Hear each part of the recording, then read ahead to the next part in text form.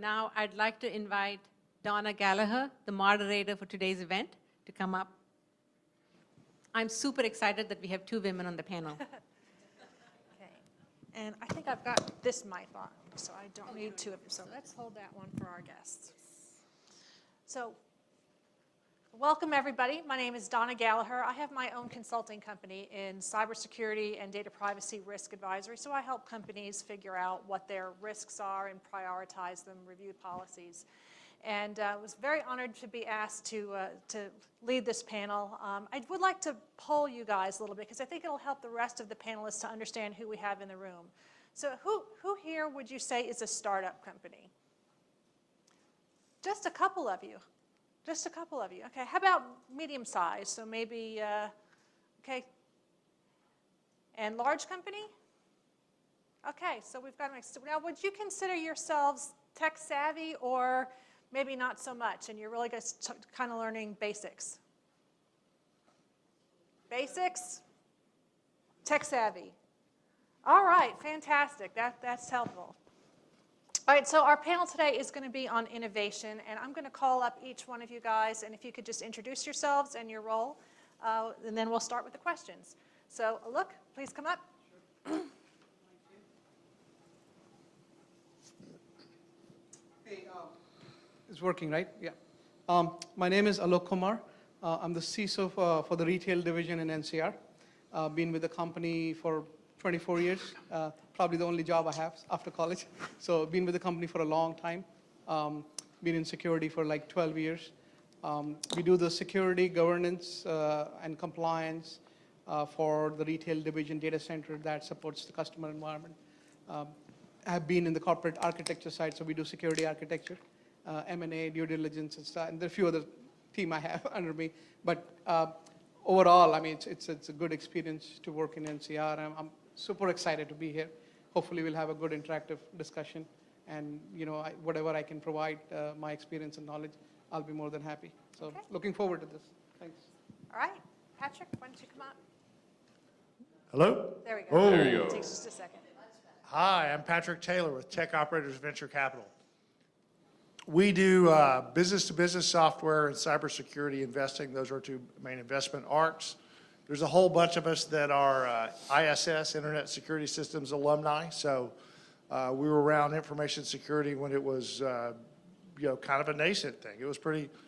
I joined it and had no idea how to even spell security, but at the time, luckily, most everyone else didn't either. So we were able to ramp up there, build a great company.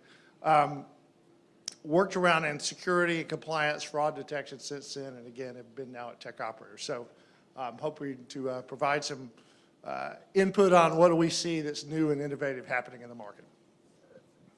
Okay, Peter, why don't you come up? I have one of the mics ready. Cool. Show off. Hi, I'm Pete Eller. I'm with Honeywell International. I'm part of the Honeywell Connected Enterprise. I'm the Chief Product Security Officer for our business group. So I span across everything we do as an industrial, and Honeywell's moving to becoming what we call a software industrial. I used to be an IBMer before that, so I look at Honeywell as a small company. But for a really small company, I am also a former ISSer and a retired military officer. Thanks. Okay. And Ty?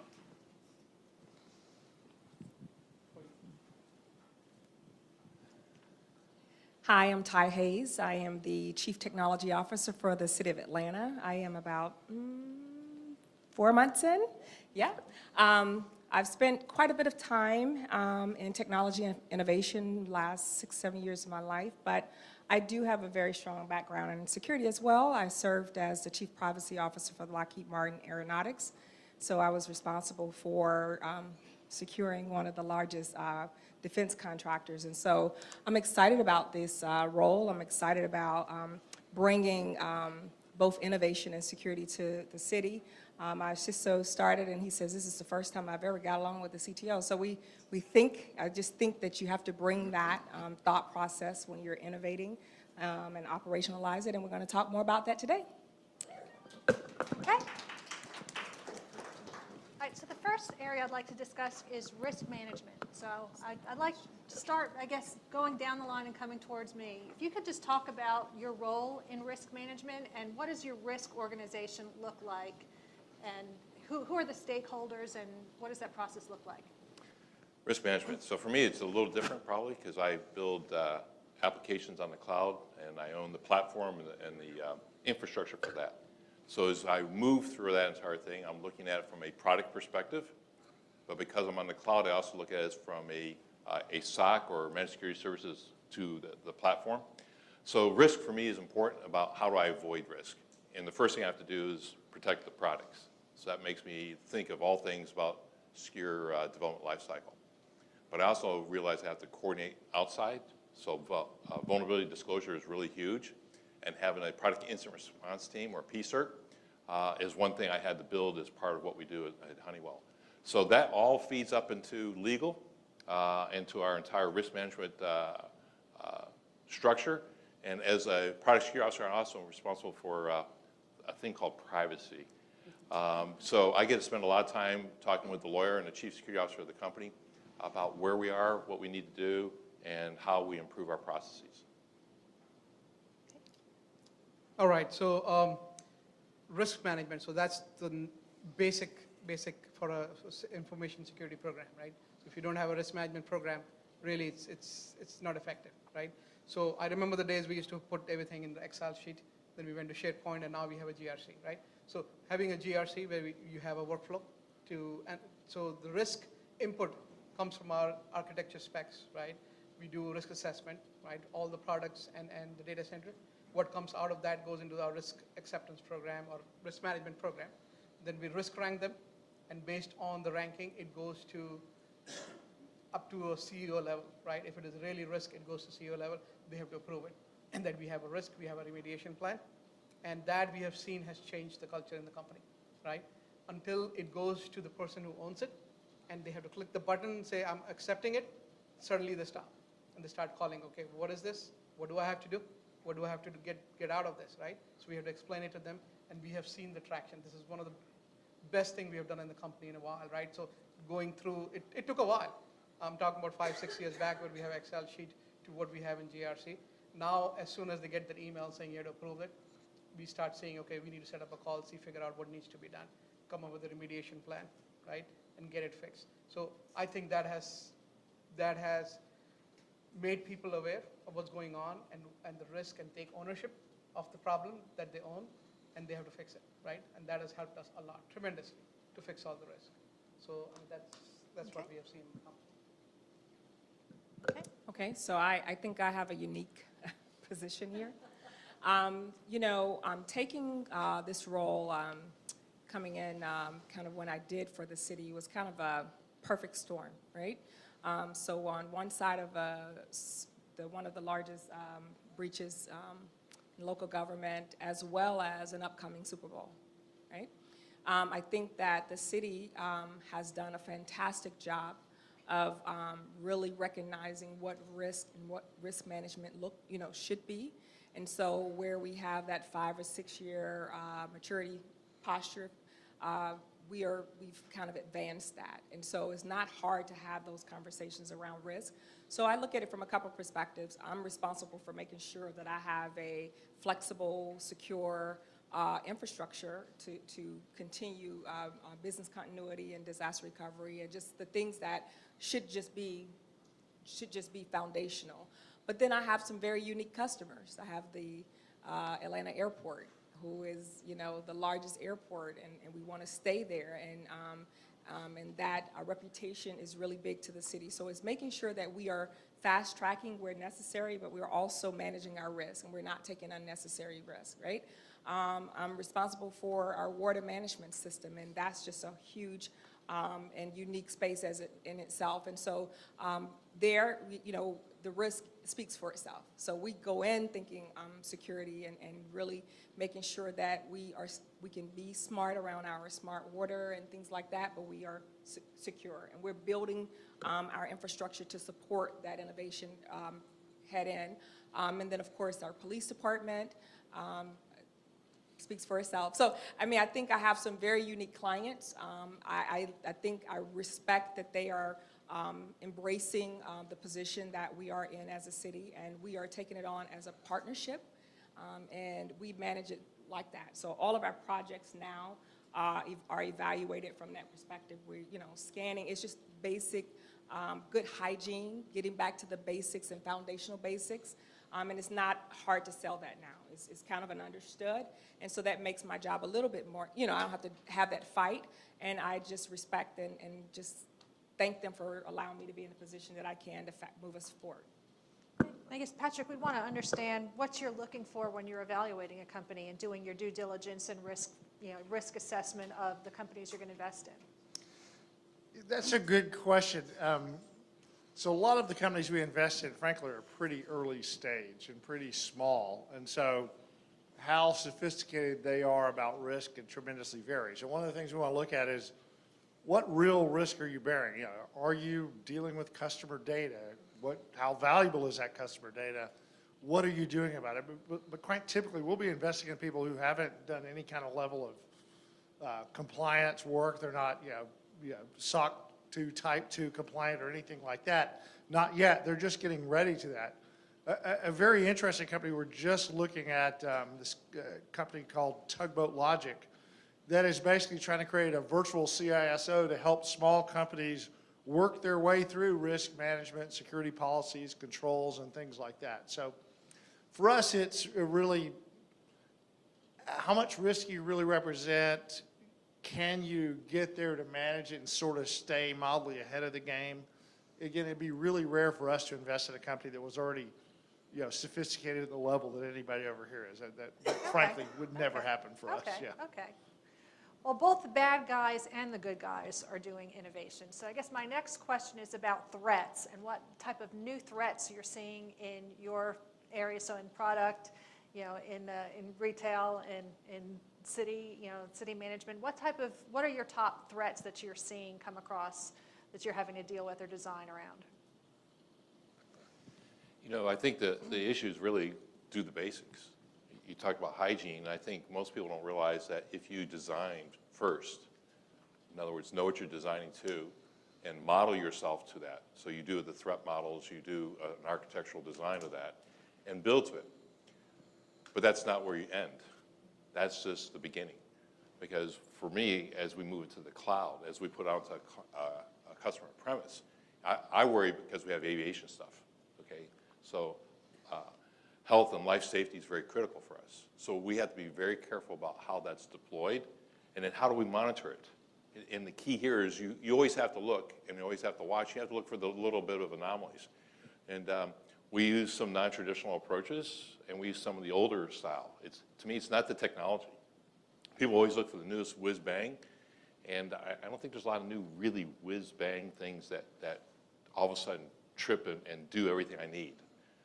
You've heard the phrase, silver bullets. There are none. None.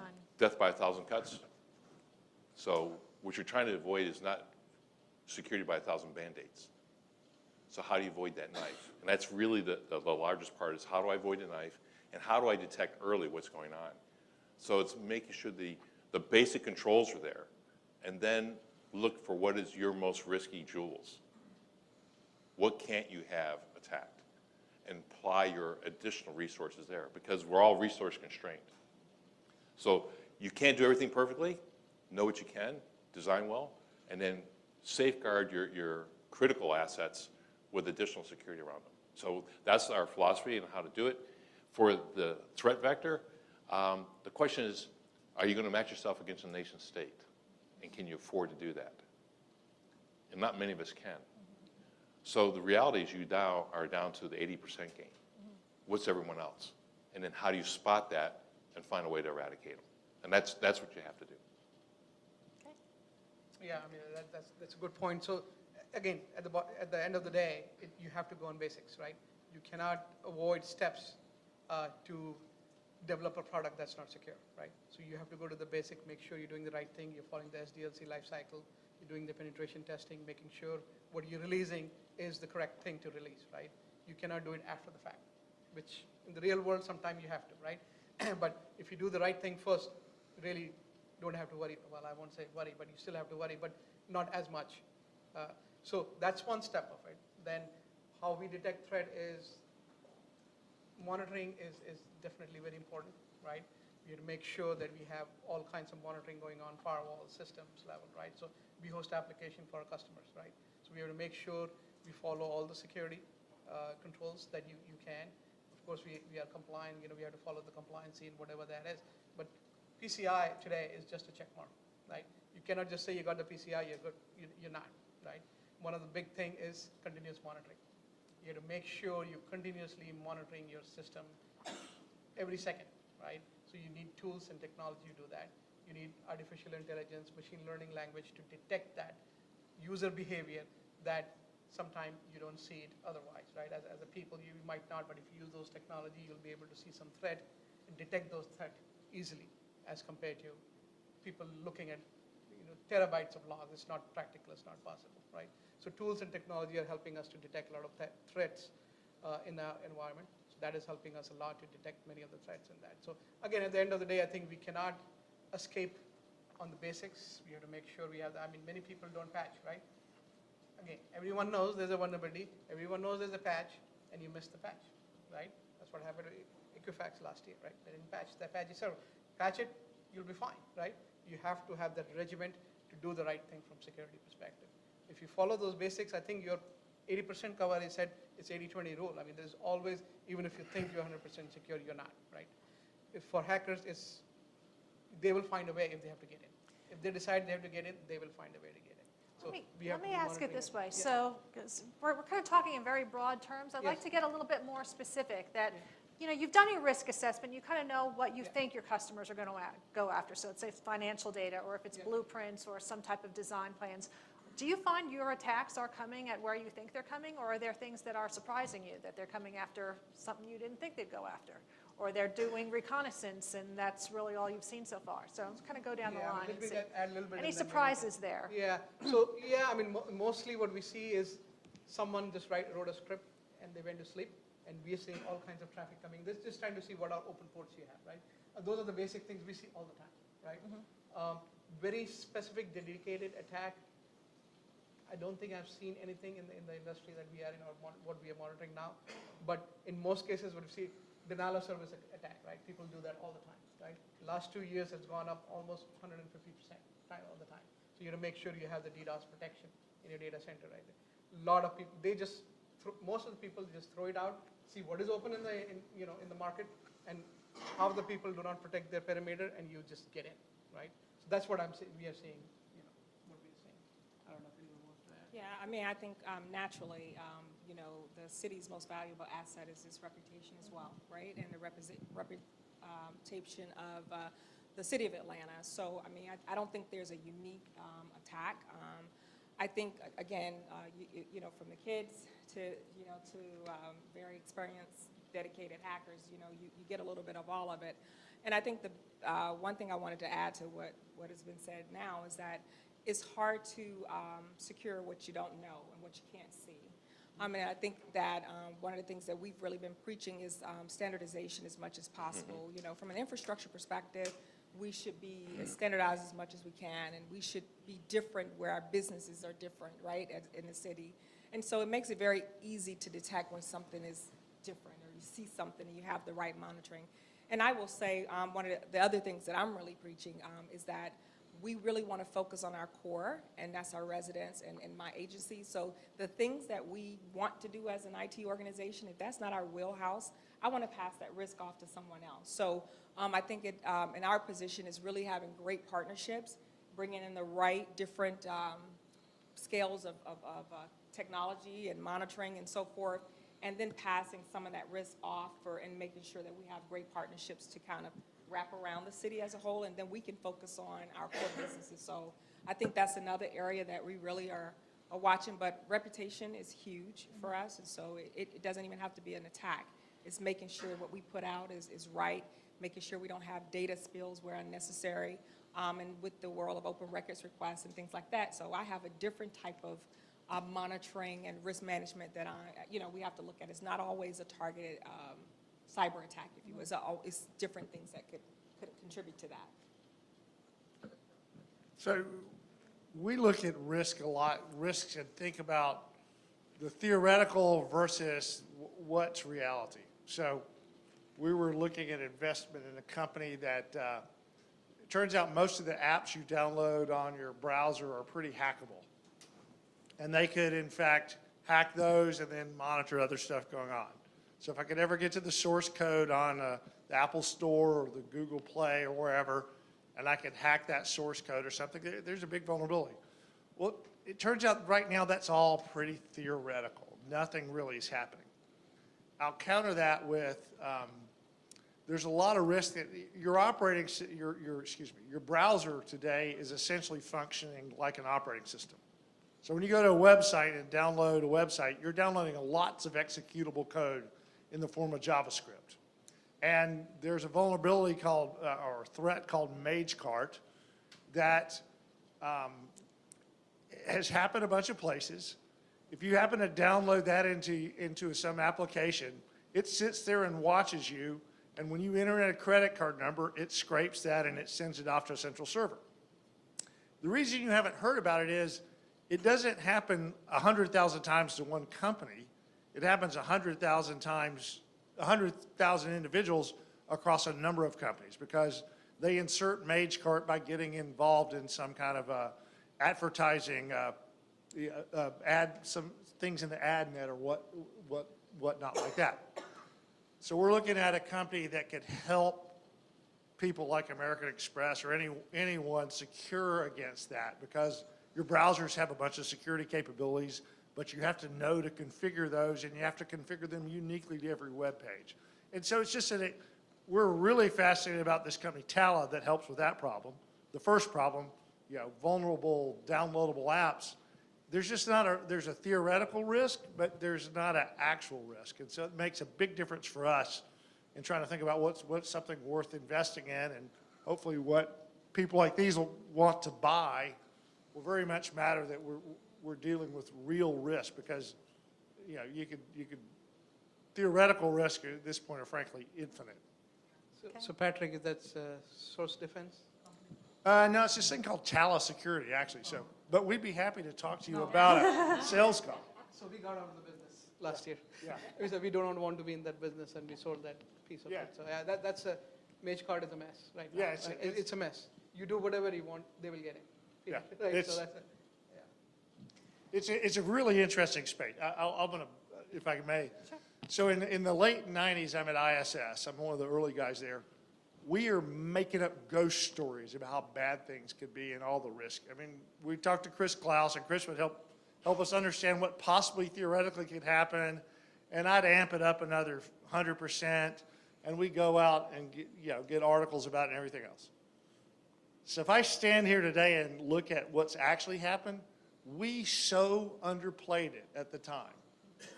We were trying so hard to make up these bad ghost stories, and we frankly so underplayed how big the risks are today. Okay. So that's a good example of where you're excited about a new innovation or new technology. And we kind of go down the rest of the line here, starting with Ty. Is there a new technology, either blockchain or IoT or AI or something else, machine learning, that you're looking to apply to any of your security defenses? So I think if I had to narrow it down, I think IoT is huge right now, as well as AI. I mean, we're doing a lot of analytical and learning and predictive analytics in the space. And then, as you start to streamline and want to become more innovative in our space, it's going to be a lot about sensors, edge, devices and things like that. So we really have to start thinking proactively around what that looks like, and whenever someone wants to hang something off our network, and where does that data reside, and how is it being accessed? So we are definitely thinking about that space. Yeah, so we have this corporate SIM, right? So the security incident event management that correlates all the logs from all the data center and your systems, right? So traditionally, SIMs are based on rules, right? Signature based, pretty simple. So now Microsoft and Google is now getting into this market. right? So we are working with them, trying to figure out. They're doing artificial intelligence and machine learning as part of that. So they're gathering all the logs for trying. We're getting into it. We're not there yet, but they will gather all the logs that we get from different systems and try to learn that using artificial intelligence and machine learning. So one of the big thing is it is successful when you have a data point, right? If you have less than 1 terabyte of data, that's nothing for learning, right? You need terabytes and terabytes of data to learn, and that's very important to be successful in AI and machine learning, right? So more data you have, more you learn, right? That's why we don't have the driverless car yet, because they try to do it 100, 200 cars. That's not enough data to learn. You need thousands of cars out there to make that technology successful. That's more important, right? So when you learn, you need data, right? So that's one thing that's, if you don't have the data, artificial intelligence is not going to be successful. That's why Google and Microsoft both are got into this market now. So we are looking forward, we're working with them. Hopefully in a year or two, they will have a much better correlation with what they're seeing within the logs and try to give us more indication of, wait a minute, this is unusual thing happening here, there's something wrong, investigate more kind of thing. Human, at the end of the day, human has to get involved, right? We cannot rely on artificial intelligence 100%, right? That's what I think. I said driverless car will never be there. I will have to sit next in the driver's seat, even if you have a driverless car. I will sit there. I will never let it happen. That as long as I'm there, I'm going to be sitting in the driver's seat. Doesn't matter if the car is running on its own, right? I don't care. I'm so scared, right? But it is what it is, right? Hopefully, 10 years from now, we'll get there, right? The technology will increase. More data points is what is needed. But I'm really excited about that technology. You know, I think that's a disruptive innovation is what you can call it. It's maybe 5-10 years from now, we will see a lot of growth in that from a security perspective. Yeah, I had seen a presentation about what happens when AI kind of goes wrong. And they use the example of, people die, right? let's say, a blueberry muffin or a chihuahua face. So the blueberry muffin, you know, it's got round, dark things on kind of a beige background, and so does a chihuahua face. But you can't mix those things up. You know, then there was another one with a sleeping puppy or a bagel. You know, they kind of had the same folded up thing. These things are very different. A human could tell them apart, but when you introduce a new technology, you're also introducing a brand new risk. And then you kind of have to get ahead of that, you know, see what that's, you know, there's a new threat. So your job security is great when you're in security. You have always something new coming up. But Patrick, Peter, do you have any new technologies that you are excited about or that you're incorporating or you're seeing a market demand for that you're building into the products? So there's a difference between, I want to bring out, there's a difference between IoT and IIoT. So the industrial IoT is much different from IoT. If you look at IoT, think of it as a consumer device. It's a wearable. You know, you're wearing an Apple Watch, you got a mobile phone, it's your DVR at home, it's your smart TV. And so we have a lot of discussion going on in the public square right now that we've got to secure IoT. And, but the problem is they don't define IoT. That's right. And then you look at industrial IoT. And supposedly it was initially made on a separate network 50 years ago. The only problem is that network got attached to a public IP address. Yeah, that's it. So the real question now is how do you move forward?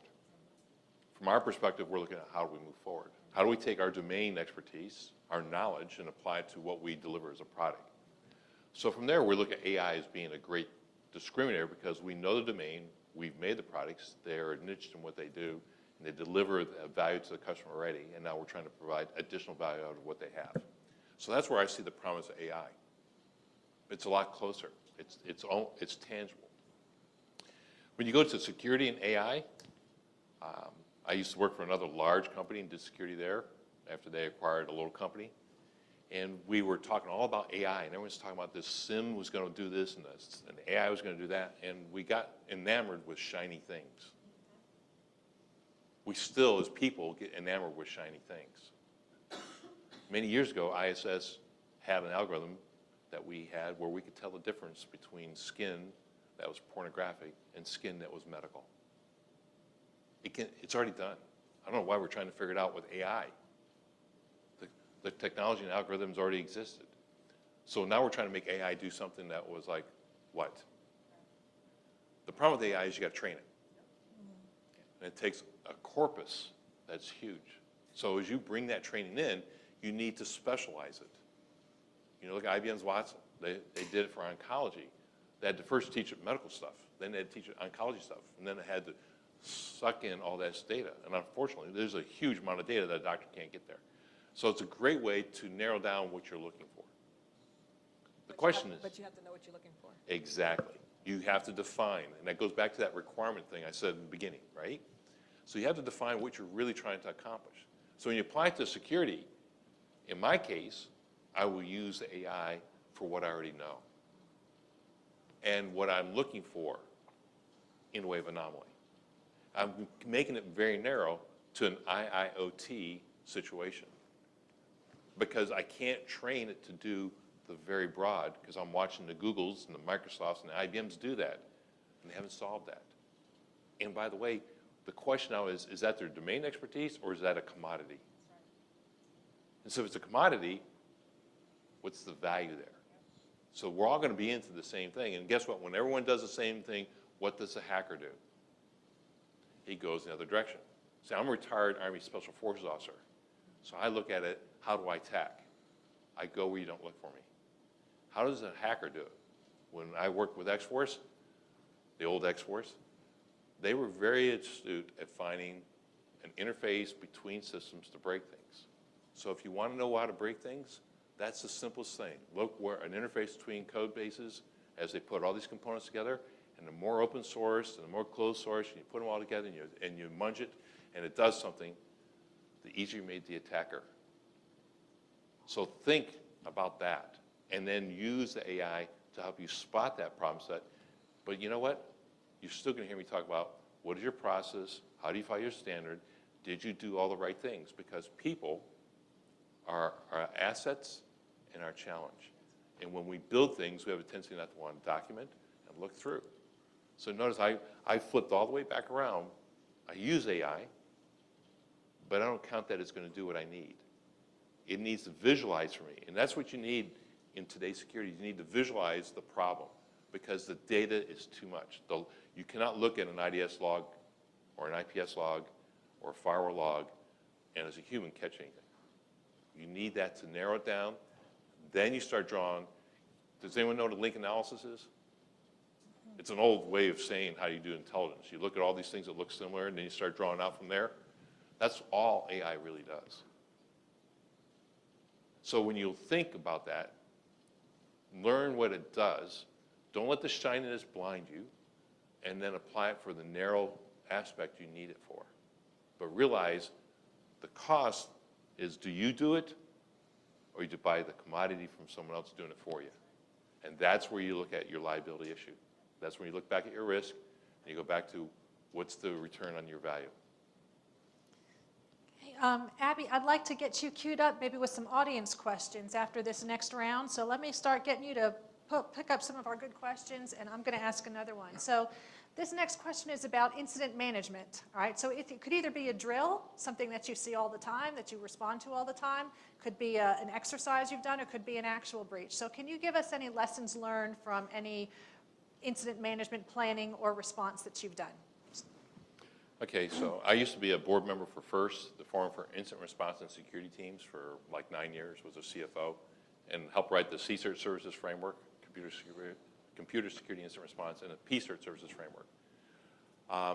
And there's like almost 500 teams globally that we talk, from academia through vendors to enterprise, government. I know of 2 groups that did amazing tabletop exercises, and they learned a lot. In one, they decided to take it one step further, and it's a very large company. I would bet if there was, 49 out of 50 in here are using it. Okay, it's a social network. Okay, yeah, I didn't say which one. But they did their exercise where they inserted code into their systems that looked very malfeasant. And they didn't tell anyone. Only 3 people knew. So they had the discovery, and it triggered. It got so real that 24 hours they had to shut it down because they didn't tell anyone. People were canceling vacations, weddings, travel. People were coming off of vacation because everyone took it so real. So that's the extreme. Don't do that. But do exercise because, you know, we do regular exercises inside for us at Honeywell. And in fact, I had an after-action review, and we went back 6 months in the after-action review about what we learned and where we are currently today. That was this afternoon. And I was like, oh, yeah, we did this. And, oh, wow, we forgot to do that. So always write yourself a fix plan as part of your after-action review, what you're going to fix, and then follow that. Put a timeline on it, assign it to someone.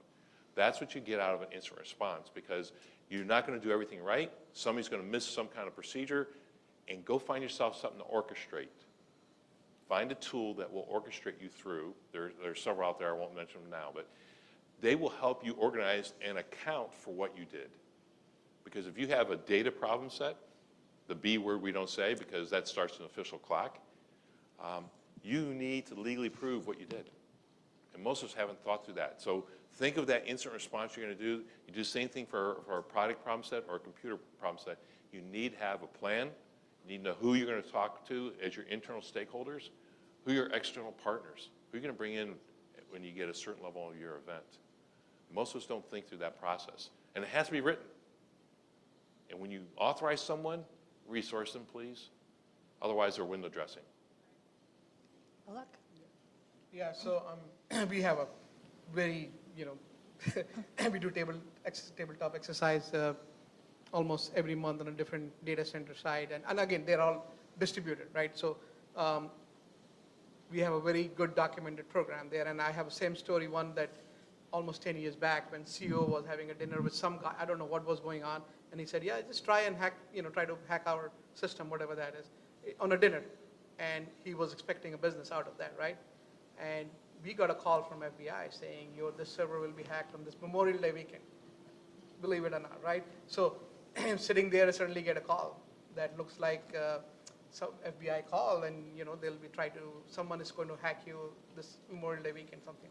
I say, yeah, okay, we'll see what happens. And denial of service attack. At that time, there was no protection, right? Best thing you do is your IDS, IPS, you drop the packet. That's the best you can do, right? Entire weekend, we are sitting there dropping the packets, trying to figure out how to protect it, and finally we gave up. We said, let them hit it. There's nothing we can do. And on Monday morning, the CIO walks in. I mean, he knew what's going on. He didn't know that it was all kind of planned or something. Monday morning coming saying, oh, you know what? CEO had hired someone to do, not really hired, told someone, and he did that. So this was all kind of planned. Entire weekend gone, right? So yeah, that's not something we should do, right? Entire employee, at least 15 of them wasted the time. But yes, we have then over the years have come up with a very good documented plan. We do tabletop exercise. We have legal team involved, right? I mean, and then we have communication team, we have HR team, all team involved. As soon as we get a call saying there's an incident, if there's a bridge set up, everyone get in a call and discuss what it is and bring people in as needed kind of thing, right? So definitely you need to have a very good documented incident management program. And as you said, tabletop exercise is the best thing. Root cause analysis, definitely. You have to say, what do you learn from the last one? If you don't fix it, it's no use, right? So follow all this process is very, very important.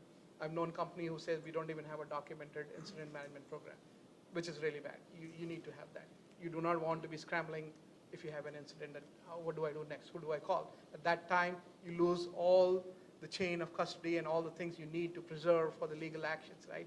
You lost everything because no one knows what to do. They try to fix the problem and they lose all the evidence, right? So we need to have a documented plan. That's absolutely important. And if you don't have incident, that's a good thing, but then do a tabletop exercise, learn from that, and then go back to the next. And that applies to any size company, is kind of why I wanted to hit home on that point, is if you're just a one-man person, maybe it's your list of people that you call. You know, here's my computer guy, here's the police number, you know, here's the marketing firm I use, here's my general counsel, and you have their phone numbers stored in your phone. So at least you know that, or maybe you've got scripts set up for what you're going to tell your customers or your partners.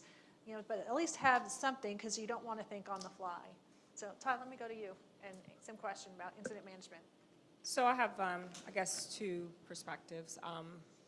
You know, I think that coming into the city, very great processes. I mean, you know, we've learned a lot. right? I think the thing we had to drill in was communications, organized communications, otherwise it's chaos, right? And so just standardizing that communication channel, updates, let someone know you have the ball, let someone know you passed the ball, and absent of me seeing that, then I'm triggered, right? So, when you have me clumping through hills, going through a site, a construction site, because no one said I was out here. So it made them feel really bad. But I mean, that's what I do when I'm watching and I'm not seeing the right level of communication. So now I'm in it, right? And so I think that's really raised the awareness and the expectation. And then I think the Super Bowl was an excellent opportunity for us. We had just 4 tabletop exercises. I came in drinking from a water hose into that. Ria's here. She organized it all. But even the data that we compiled, going through that, we have great partnerships. We have, all of the agencies are connected. We have names. So now it's just keeping that information up to date, just operationalizing the Super Bowl, right? So we want to be able to respond around that and have that same level. We can repeat that for anything that should happen with the city, any major events and things like that. So we do have a very solid program in place.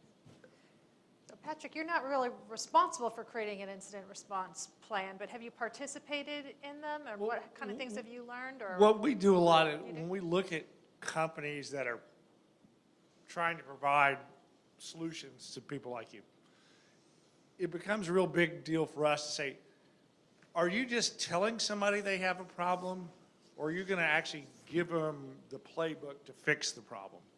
Because we think that second thing is a whole lot better solution to sell to someone. And it becomes a really big deal for us in investments. If you're just firing off an alarm that, hey, you got a problem, it turns out, I'm pretty sure that all 3 of them get plenty of alarms all the time. And it's just, that's not that valuable. But if we can find a company to invest in that says, here's an alarm, here's what you should do about it, or better yet, here's an alarm and I've fixed this problem for you, we just like those investments a whole lot better, because it isn't about finding problems, it's about getting rid of them. It's about fixing the problems, and then frankly, being able to prove that you fixed the problems. Yeah, right, exactly. We want it to be automated so we can do it really quickly. Those are the things that matter a lot to us when we look at a potential investment opportunity. okay. One of the things people should think about is, do you have a commander's intent? And you know what I mean by that?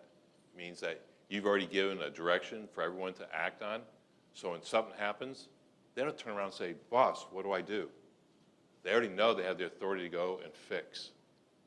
And that is huge. The other is have your hold statement, because the press will be there. And they're going to ask questions. And if you don't have a thought of how you're going to respond, and let them know that you are actually in charge of your event, you've lost. That's really key. Notice I didn't say anything about technology there. That's about people process.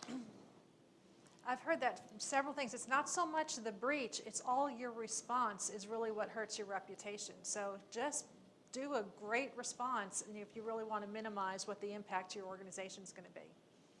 Abby, do you have questions? I can't see them from there. Okay, all right, well, can we get the first one up? Oh, can you make them bigger? All right, looks like the first one is, what's the biggest risk you are worried about right now? I mean, every company has their own, right? So, I mean, we are in the regulated business. We have customer information, we have credit card information. So, I mean, the risk of being penetrated, right, and then losing that data that's the biggest risk we have, right? We have to be on our toes to make sure we're protecting, right?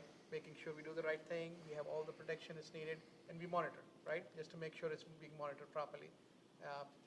Target one, they had the alert, they had the logs, everything was there. They just didn't act on it, right? So it's not just having the data, just to making that happen, that you see it, you act on it, and make sure it's closed if you have a risk, right? So people, technology, process, all 3 are very, very critical in making sure you're successful in managing the risk, right? I think for us, and I say this a lot, my team is here, This can never, ever happen again. And I mean it. I wonder what. But I do, I think it is important to understand that it is, cyber attacks, it is part of life now. You almost, you can't become desensitized to it, but it's about having the right controls in place. We've not spent a lot of time on it, but I think segmentation is important, so I can control what you do and where you go. I can't, so we know how to lock things down and we learn from that. And so I think that, good hygiene, doing the basics, great processes, and controlling your narrative, controlling your story, and staying in front of it. And so we learned from it. I mean, we have a real use case that we can live by, and so it won't happen again. We've got another one here. So I like this question. We haven't talked about technology focus for InDemand Skills. Oh, there we go. Let's do it this way. So for someone wanting to get into the security space, what should they focus on, and what do you see as the hot in-demand skills? Oh, that's a good one for me. Working for, I was Navy as well, in Lockheed Martin, and one of the things that I always said when recruiting for security is that I can teach you security. I want great fundamentals, and I want you to be analytical and think. It's almost like a game. You got to be very analytical in nature for me to be in that security space, but you need to know what you're securing. So, I think security can take on different shapes. I mean, you can become very policy and compliance driven, and then you can be very, tactical in nature. And I like the geeks for me. I went out and recruited hackers. I mean, it was very hard to get them to become attracted to Lockheed Martin, and so we had to change a lot of culture to even attract great talent. But you really have to me, have great fundamentals. In the world of gaming, I have a little mini gamer back there. I mean, we're breeding them. So I think it's really around then showing them how to apply security to all of the things they've learned how to maneuver around. And now, so you're thinking that way. So I need you to think like a hacker. I just need you to wear the white hat. A big skill set we're looking for in the companies we invest in, I'm going to say broadly, is kind of analytics. You could put artificial intelligence into that too, but it's essentially this idea is there's lots of information coming at you about what's going on in your environment and information security, and you need to do something to distill that down and give you the kind of things that you need to be prepared to act on. Yeah, yeah, and so that's analytics. You can say it's also artificial intelligence. They're all in a big general sphere, but those are the hot skills for me. Certainly the hacker guys that understand the root cause of this, but when it comes practically to dealing with all of the flows from all of the different security products you have today, you got to make some sense out of all that noise. Get the true signals out of all that noise. Yeah, so I agree with Ty also when she said, I mean, you need a good technical person. When you can learn technically REST security, you can train that person. As she said, you have to think like a hacker, right? There are many people who knows a lot of technical stuff, but they can't think like what the hacker would think, and you don't act in that way, and that sometimes hinders the way you work, right? So that's the training you have to go through, and there's nothing you can do to learn, right? You have to be on-the-job training. You have to learn how people are thinking and acting, and you learn from there. And I'm really surprised. I have a 7th grader right now. He's 2 years into cybersecurity club in the middle school, right? Middle school is full of cybersecurity. High school is way out there. Yes. I met few students in high school. I was shocked when I met them. I was in South Forsyth High School. I went there once with few people in the cybersecurity club just to see. I thought maybe I can help them. And I was kind of, okay, step back here. They know more than I do probably technically. Yes. I mean, they're hands-on people. They have this big, thick binders, and they know by heart what's going on.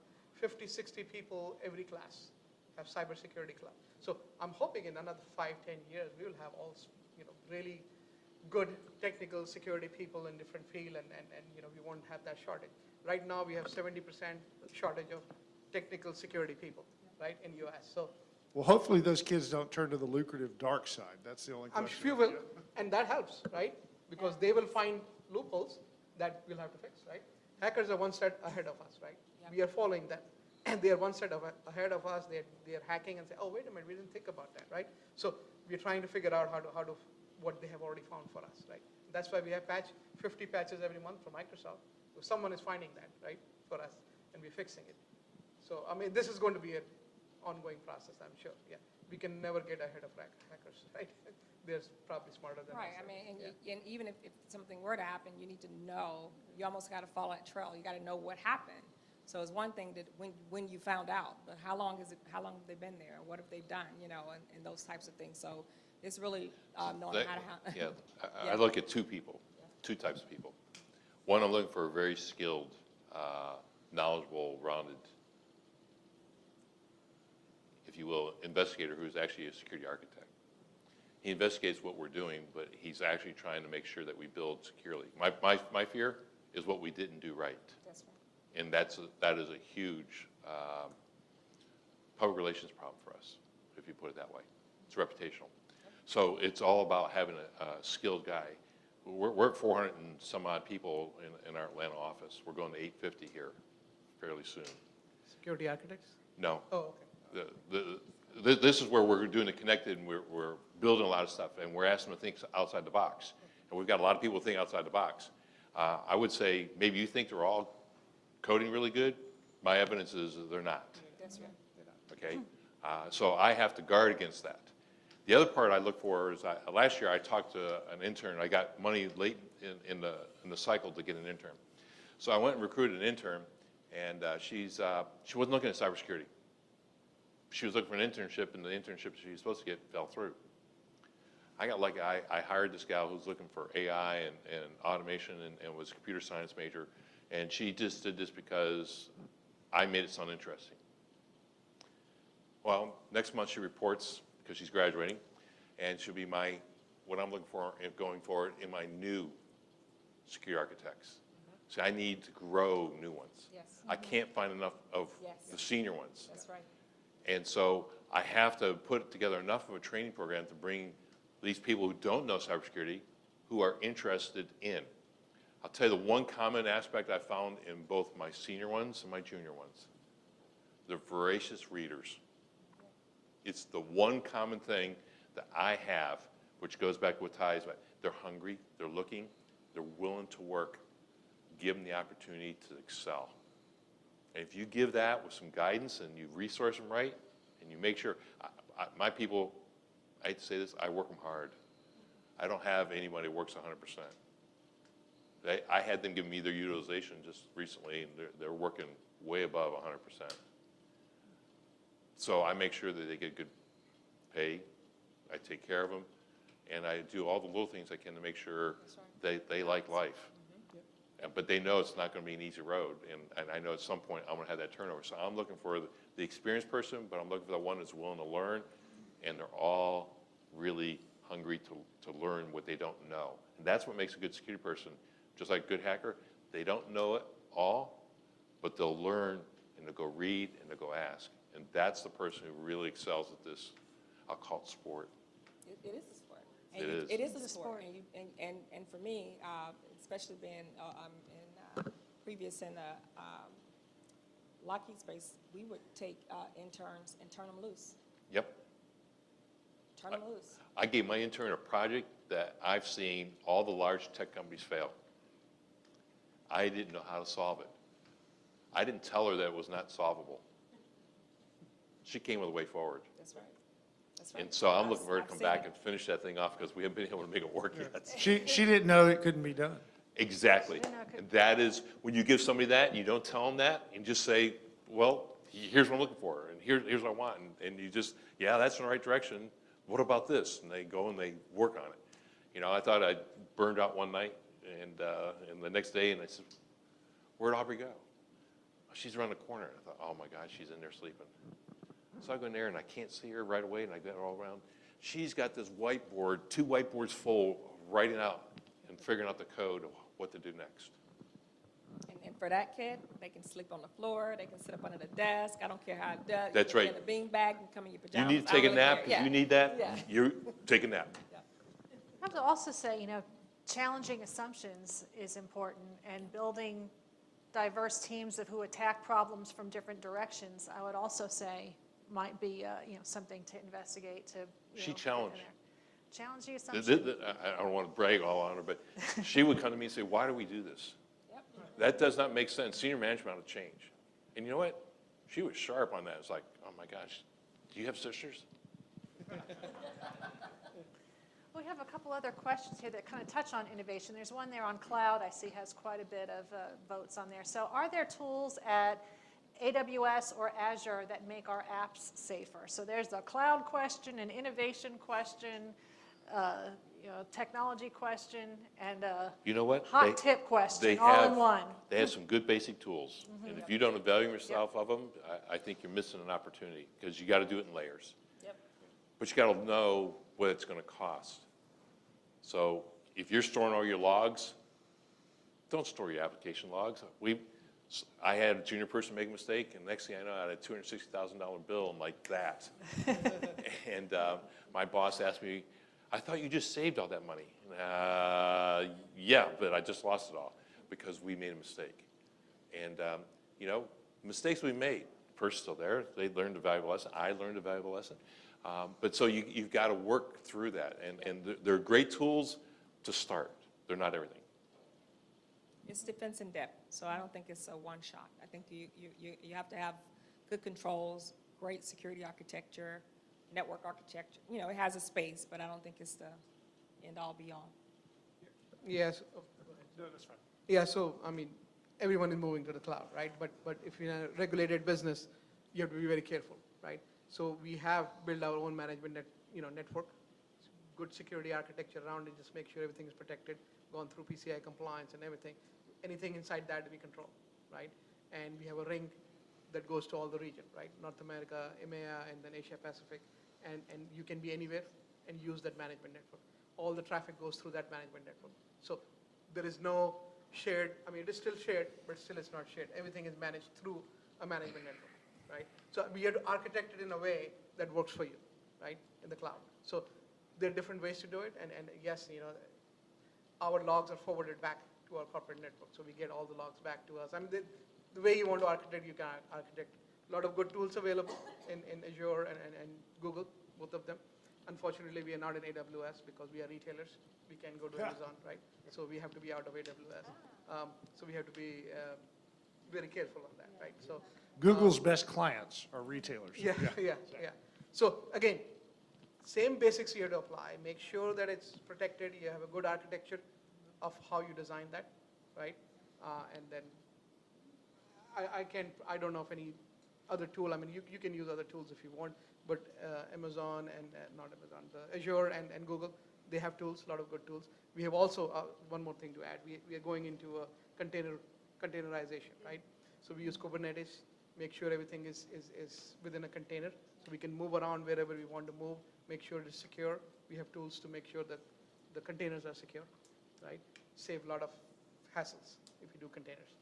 There are more challenges also there, but it's not that easy, but still, most of the development is going into containers. All the developers, they love doing everything encapsulated into a container, so you don't have to worry about anything else. It doesn't matter where it is. Everything is in that container, right? So that's another good way to handle cloud. Well, there's an interesting thing we see around what's happening with cloud, which is kind of related to what you were just talking about with developers, and it's basically the DevOps cycle. So things are being developed and deployed in this really, really rapid cycle now. And it's breaking down the classical role of information security about let's make sure everything's secure before it's out there. Well, things are out there, in some companies every few hours. And you really we see evolving that it's going to become DevSecOps, development, security, operations. You've got to embed responsibility for security right there with the developers who are creating stuff in these containers that potentially are being deployed out in some incredibly fast cycle. So I want to be the devil's advocate here, because I look at DevSecOps as a concept. And my DevOps loves to call themselves SecOps. And I'm thinking, I don't see you sign anything off. And there is a separation of duties. So the big thing, though, is you do put the tools in with them.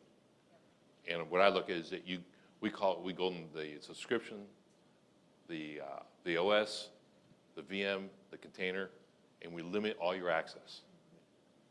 And if you look at it, what's an attacker want? What's the first thing the attacker really wants? No, he wants the data. It's the cache. It's the oil, right? What's the second thing he wants?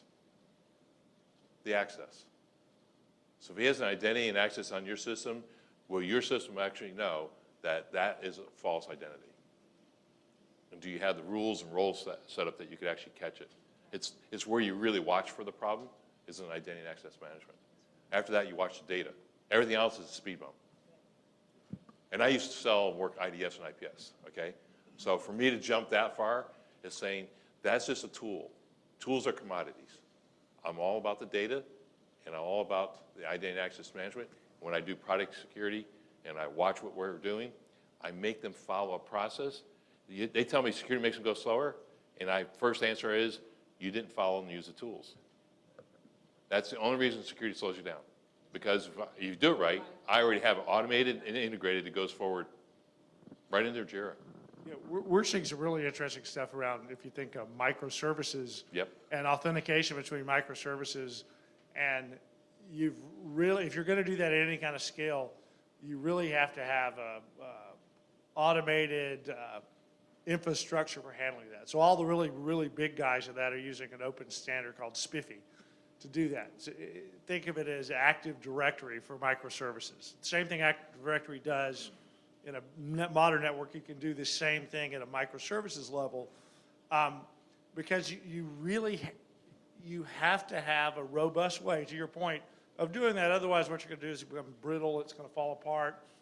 Somebody breaks into one microservice, and all of a sudden they've gotten into everything, and they've run the table on you. So it's actually a really interesting investment in a company called Cytel that's providing a commercial version of this SPIFFE standard.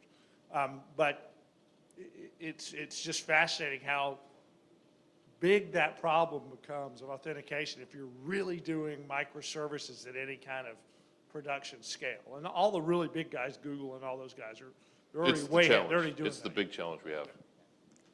And we have another high vote question there. It's what unique challenges have you encountered in establishing and maintaining good cyber hygiene for all employees? So I guess that's kind of an insider threat, kind of what do you do about that one person that clicks on every frickin' link, no matter what, opens every attachment?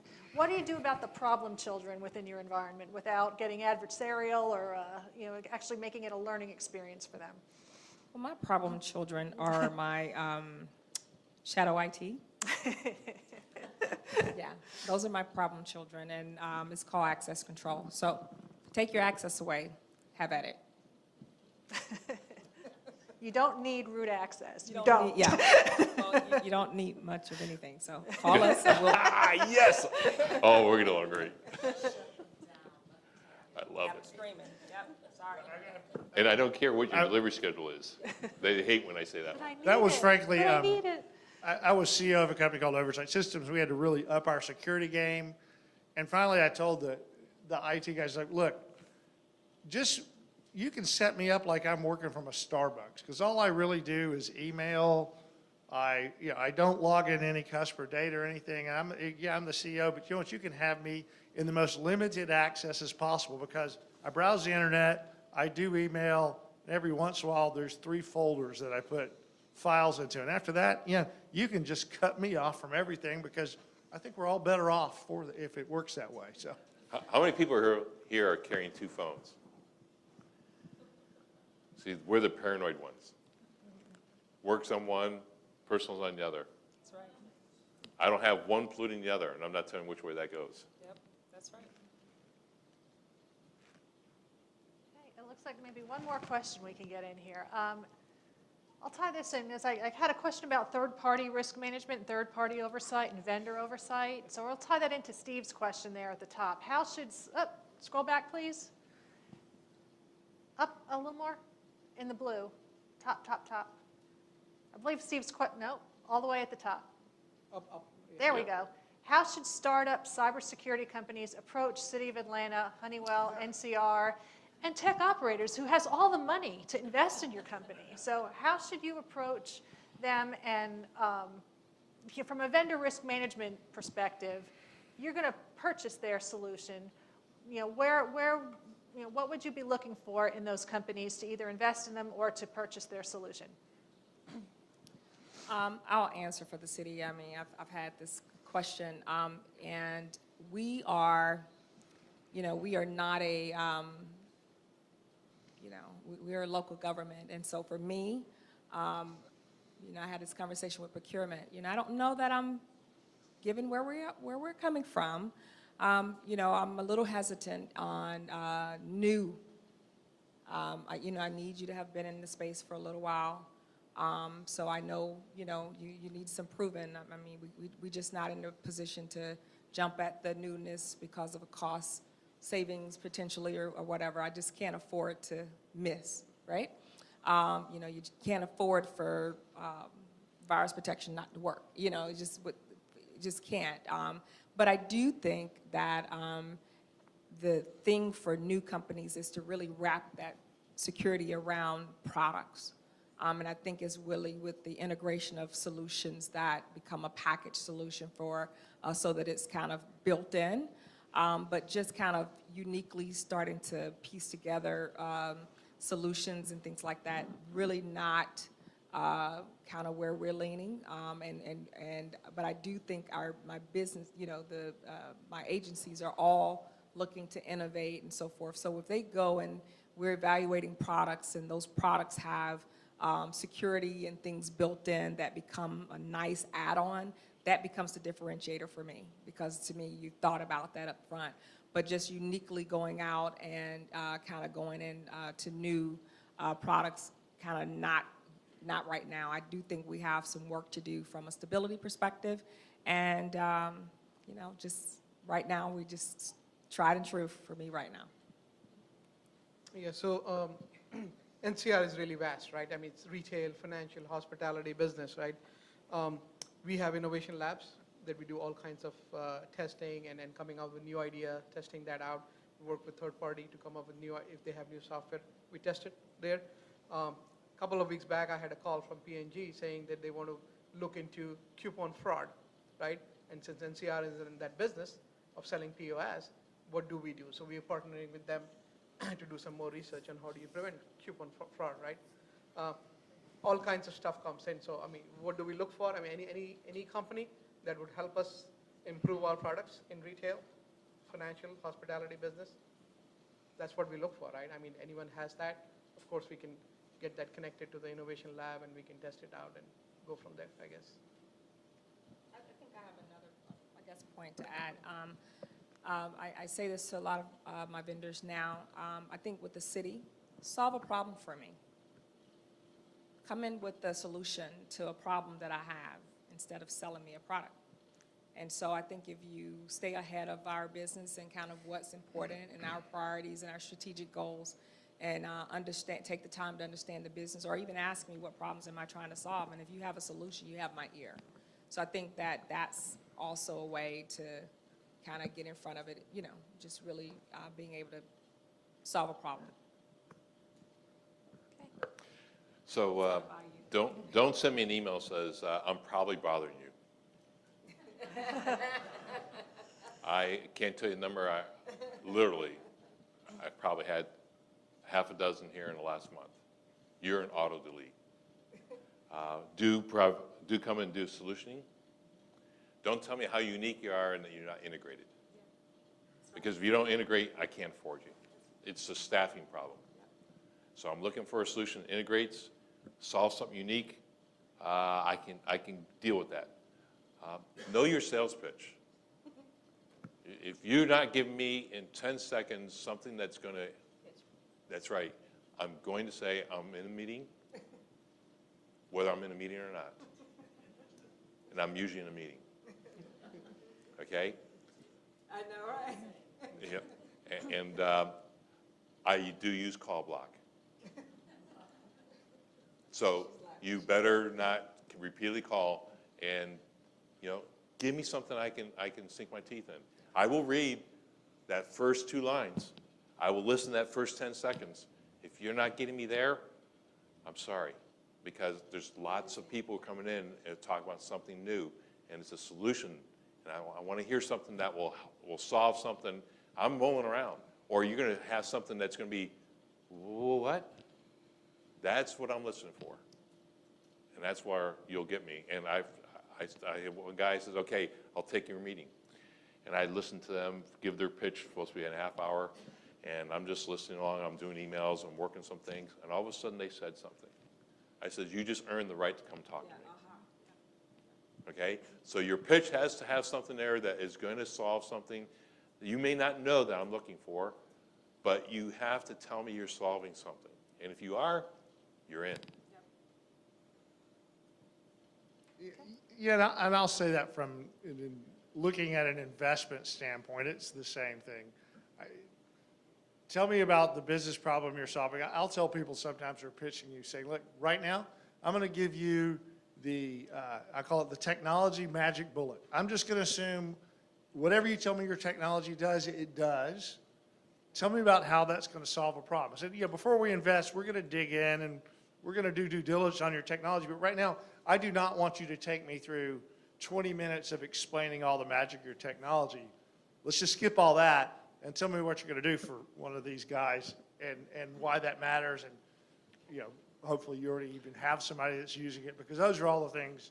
I want to understand the business side of it first, which is the same thing you're saying. Two things you do in a presentation I don't need. One is I don't need all the reasons why the world is bad. I used to give those presentations. I will tell a vendor, first, I'm your best customer and your worst customer, because I used to sell security. Second is, I don't need the first 12 slides of your deck. I don't care what it says, just get past the first 12 slides. I don't want to even see it. Do not talk to me about total cost of ownership. I don't want to hear it. It does not sell inside Honeywell. Tell me actual savings, I'll listen. I want that. But you tell me it's a total cost of ownership and it's like, blah, skip that package. Hey, Abby's looking like a tiger going to pounce on us, so it seems like we are out of time.